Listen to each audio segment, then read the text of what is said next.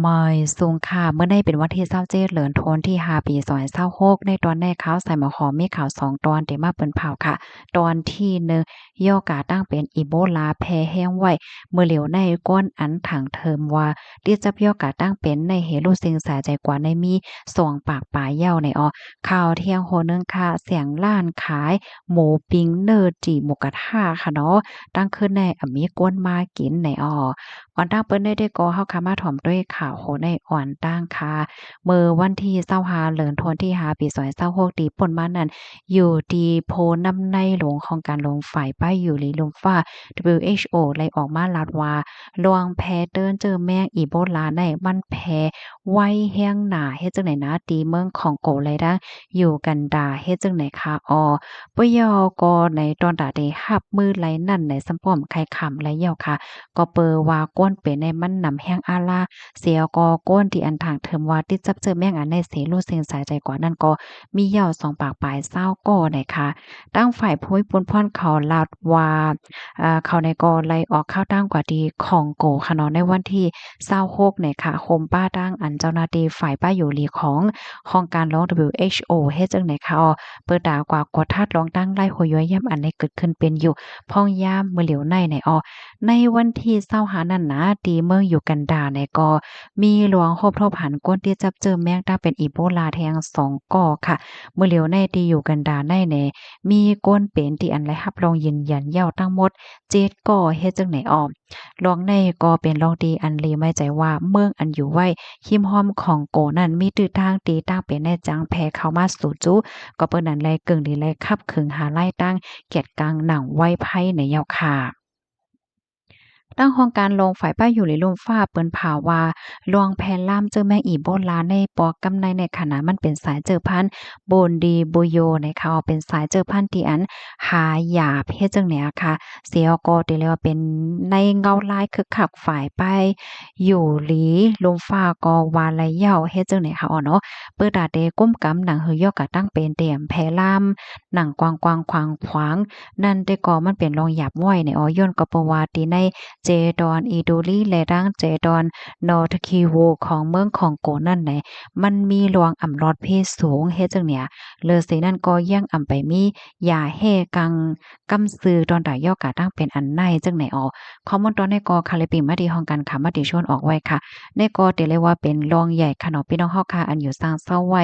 ตีในเมืองใต้ก็แลสังตีในเมืองไทยก็แลสังในค่ะเนาะก็อย่าไปไว้เมามางค่ะเนาะติดตามถอมข่าวเงาอยู่ตาสิเมื่อว่าพี่น้องเฮาคาเตกว่าในแก่กลางก้นตั้งนำนั้นเพราะว่าเป็นไรได้ก็ใส่ตื้อพาต้มซุปอยู่ดัดเสกอหลีค่ะใกล้ๆสุกล่างมือปันกินปันอาหารตั้งกินที่อันมันหมดสายที่อันมันสุกหลียาวนั่นไหลเจ้าหน้ายเฮ็ดไหนค่ะเพราะว่ามาลาดก็เลยลองตั้งเป็นอีโบลาเนี่ยก็เจิงว่าคะเนาะม่วนตั้งเนี่ยมันก็ยามแพ้อะมันแพ้มาหลายปอกหลายกำเหี่ยวเฮ็ดจังไหนมื้อเหลียวก็หำขึ้นแพ้แทงเฮ็ดไหนค่ะนะมื้อเหลียวหลายปานหลายฝ่ายมันก็มาใจอยู่ว่าเปิ้นจองได้คุ้มหลายห้า ป้อมก้มไรเนี่ยโกมันแพกว่าแห้งๆกว่าเหย้าเฮ็ดให้นั่นน่ะเนาะลูกดีข่าวง่าโหในเสิแลกำในเฮามาถ่อมด้วยข่าวแทงโหนึงค่ะพี่น้องคะด้วยการลดแคบหางเสียงล้านขายหมูจีหมูปิ้งหมูกระทะในวันใดตั้งขึ้นมีโกนค่ะมีโกนมันจังซี้เผินเฮ็ดจังไหนเมื่อวันที่26เดือนธันวาคมที่5ปี2026ในมีข่าวงาออกมาว่าแสงล้านหมูกระทะตีหนึ่งอันมีไว้อยู่ดีตั้งพอตอนดังสีดค่ะมีคนมากินค่ะนะตั้งขึ้นในมีลูกกะมีคนมานั่งกินเสเพิดในค่ะในก็ได้เลยว่าเป็นปีที่อันป้ายมักมีในมันก็บ่ใครหลีนั่นขนาดเนาะเปิดตาได้อยู่รอดในเสแหนเปิ้นก็อ่อนกันเป็นปลายแหลกลายว่าสังไหวเฮ็ดจังไหนคะเนาะ เมื่อพ้องดีสงายเงาไล่ไปมักมีอ่ำป้อหลีจึงหนังในเปิงลงมันได้ก่อแสงล้านขายตั้งกินว่าสังหวายในบางจื้อในเปิ้นก็คำแล้วขะเนาะเพิ่นก็อ่อนกันยกตุ้งขาวเสียก็ป้อกว่าเฮ็ดจังได๋ก้อยกะว่าบางจื้อได้ก็ยังตึกยอมไปสืบต่อสู้กว่าเที่ยงย้อนเปิ้นว่นว่าสงายเงาไล่มันเดลีมาโยว่าสังว่าจังไหนเนี่ยค่ะแค่พังอันพี่น้องคาไลหันอยู่เมื่อเหลียวในคันเนาะก็จื้อห้องว่าถังเงินหมูกระทะในอันนี้ก็เขาก็ไล่เตรียมต่างแคบหางเปิงเป็นที่แสงล้านเขาเมื่อค่ำคืนวันที่25ตีป่นมาค่ะเนาะปยกเตรียมข้อความว่าอันใน มันมีคนมากินเต๊ะๆค่ะอ้อมจะเลยว่าไถเลนไถล้อเฮ็ดต่างกันนั่นกุ้ยเฮ็ดจั่งใดนะแต่แล้ววันใดที่ก็เป็นวันที่อันนักที่สุดเปนส่ำว่าห่างเฮียนตั้งกินตั้งแย้มว่าสังว่าเฮ็ดจั่งใดว่าอย่าว่าในเสตาโตตันพร้อมกุมเหี่ยวๆเนาะกุ้ยก็ว่ามีคนมากินในค่ะเนาะมันเย็นหลวงพ่อทานได้แต่เลยว่าเฮียงที่สุดนับตั้งแต่เปิดแสงร้านมาเฮ็ดจั่งใดอ้อ ยก็เตรียมป้าเทียงว่าอะโลยกึ่งดีเลยปีกเสียงล้านเหียก็อ่อนก้นเหตุการณ์ก่อนหลีเฮ็ด10วัน20วันก็อยู่ในเฮ็ดจังเนี้ยนะเผื่อว่าเตรียมต่างก็เฮ็ดจังไหนเอาค่ายามสืบมาอันเป็นเจ้าเสียงหมูกระทะนั่นเนาะเปิ้นก็มาเตรียมต่างว่าสายงานเงาลายมื้อเหลียวในมันเป็นจังไหนเต๊ะๆเหี่ยวค่ะอ้อเฮาว่นว่ามื้อกลางคืนตีป่นมานั่น มีเฮาก้อยนาที่อันหนักใจนั่นขนาดเนาะที่อันน่ะมีลูกค้ามีคนมากินว่าสังว่าเจั่งใดก้นเหตุการณ์ก็วนน่ะเหมือนกันเลยค่ะเนาะและหันน้องๆเขาว่าก้นเหตุการณ์ที่ในเสียงนั้นก็อ่อนกันมีหน้าตาเต็มป้อหลีป้อลากเหมือนจังว่าวนนำคำใจไว้อยู่เฮ็ดจังใดนะม้อ ว่ายหลังเสเตรียมต่างกว่าจึงไหนยาวนอก็มีคนมาปั่นทหารถึงตั้งน้ำและเจ้าแสงล้านหมังก็มาเต็มต่างว่าแสงล้านเฮาก็เหมือนกันนะว่ามันเย็นนะเย็นน่ะเหมือนกันเยาว่าไหนอ้อข้อมูลตอนนี้ก็คาลิปีมาที่ห้องการข่าวสดออกไว้ค่ะพี่น้องค่ะถ่อมข่าวโหนแนวหันเถิงจึงเหือพองค่ะก้นที่อันยามใกล้ยามขายเตโหหลีค่ะเนาะพี่น้องค่ะวนด้วยค่ะเหล่อแสงล้านหมูกระทะใน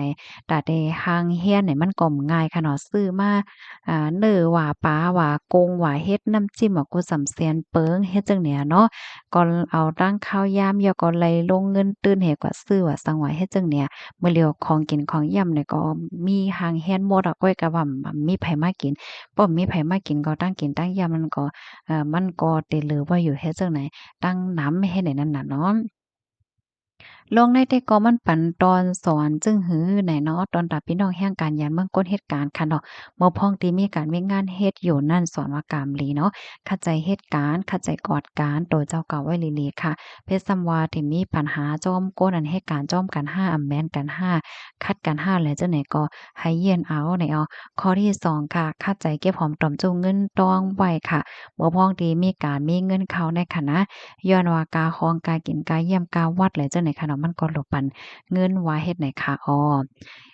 ยินจุ้มกูก็ดีรับถอมปันแห้งค่ะสายงานเงาไล่ตั้งปอตอนพี่น้องเฮาใครอยู่ค่ะลูกเป็ดหือพองค่ะจ่องก้าอ่องคายหมานจ่องก้าอ่องคายหลีค่ะหือเนาะมื้อเหลียวได้ได้ก็ก้นกาก้นขายตั้งกินตั้งเยี่ยมค่ะเปิ้นก็ค้างกันไว้อยู่เฮ็ดจังได๋ค่ะเนาะตอนตากอ้วนที่อันอยู่ที่เฮิรนเฮผกกินผักเยอะนางเขียวหั่งก้อยเนี่ยได้ก็เตซักษาเตแค้นอีกหนึ่งค่ะเนาะข้าวคิ้วพ่องย่ามมื้อเหลียวได้ค่ะนะเมื่อว่าคันกนกล้าตั้งขายมันเคินเงาลายป้ายมักมีมป้อหลีเนี่ยเปิ้นก็เลิกแล้วก็เฮ็ดกินคงกินที่หอที่เฮิรนหั่งก้อยนั่นน่ะอันแสงล้านอันเปิดแล้วจังไหนก็บางทีก็เลยรับพรตุ้มยอนแฮงเฮ็ดแหน่เนาะยินสมมุติก็ที่รับถอนปันแฮงค่ะอ้อเหมยสงค่ะ